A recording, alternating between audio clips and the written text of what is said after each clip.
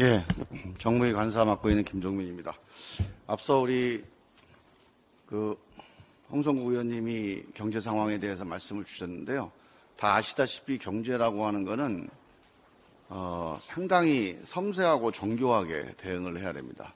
근데 이게 상황이 어렵다는 건 누구나 다 공감하고 있는데 정부의 대응은 상당히 어설프게 지금 진행되고 있습니다.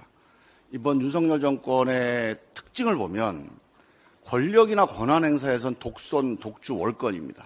그런데 그 결과는 무능하고 무책임한, 그래서 경제와 민생을 훼손하는, 경제 민생 체질을 훼손하는 그런 결과를 낳고 있다.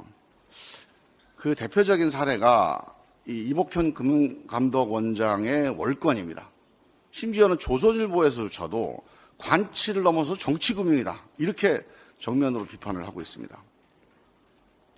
특히 이복현 금융감독원장이 의도는 고금리 대책을 위해서 금리를 인하를 유도하겠다, 이런 의도를 가지고 상생금융을 내세웠는데, 이 상생금융이라는 거를 내걸고 했던 섣부른 현장지도, 검찰 출신의 현장지도가 결과를 보면 서민금융의 혜택으로 이어진 게 아니라 고신용자 중심의 부동산 대출 증가로 직접적으로 이어졌다, 이런 결과가 확인이 됐습니다.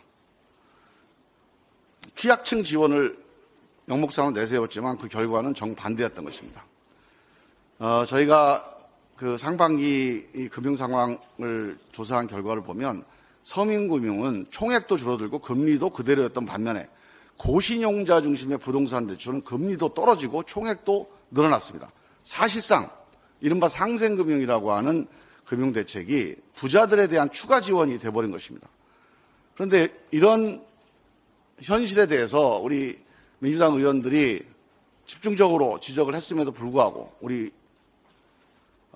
국감 현장에서 이복현 금융감독원장은 이런 비판을 부정하면서 이 부정한 답변에 대해서 언론에서는 국감장에서 사실과 다른 답변은 위증이 될 수 있다, 이런 경고까지 보도되고 있는 실정입니다.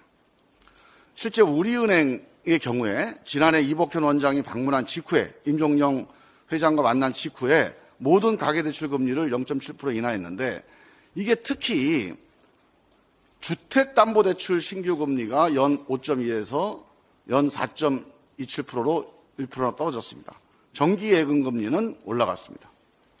비슷한 시기에 KB국민은행, 신한은행도 시중은행의 대출금리 전반의 하락세를 쫓아갔습니다. 반면에 서민들이 주로 이용했던 상호저축은행 대출금리는 그대로였습니다. 상생금융의 결과가 전혀 미치지 못했습니다. 서민 취약층에는 그 혜택이 돌아가지 않았다는 것이 통계적으로 나타난 것입니다. 이 상생금융으로 인한 인위적 금리 인하, 사실은 금리와 같은 경제 시스템을 인위적으로 실세 원장이라고 해서 개입해서 내리고 올리고 하는 이런 인위적인 금융 개입은 실제로 경제 체질을 훼손한다는 것을 보여주고 있습니다. 이 서민금융이 아닌 부자금융이 돼버린 이 상생금융, 이 정책을 근본적으로 되돌아봐야 된다, 이런 지적을 했습니다. 이런 금융당국의 월권이나 어설픈 대응이 부동산 시장을 다시 자극하는 부작용을 낳고 있습니다. 지금 전 세계적으로 인플레이션 상황에서 부채를 축소하는 디레버리징이 우리나라에서만 예외가 되고 있다, 이런 지적까지 나오고 있습니다. 이게 한국은행의 지적입니다. 국회의 요구는 최대 요구가 아니라 민심이 원하는 최소한의 요구입니다. 정부는 이번 국정감사에 나온 지적을 뼈아프게 새기고 변화의 계기로 삼아야 된다. 특히 금융 시스템에 인위적으로 개입하는 관치금융, 정치금융을 당장 중단해야 된다. 서민 금융 지원에 집중하는 그런 정책을 다시 한번 촉구합니다. 이상입니다.